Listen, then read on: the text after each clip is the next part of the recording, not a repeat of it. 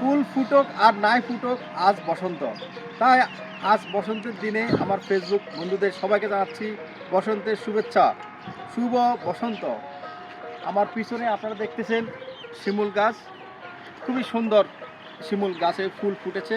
অনেকগুলো পাখি কিন্তু এসেছে এই শিমুল গাছে, তারা মধু সংগ্রহ করতেছে, তাদের খাবার খাচ্ছে। আমরা দেখতেছি পাখিদের কিচিরমিচির শব্দ এবং পাখিদের উড়ার দৃশ্যটি। তো চলুন আমরা আপনাদের সাথে নিয়ে আজকে দেখব এই শিমুল গাছের প্রকৃতির দৃশ্য।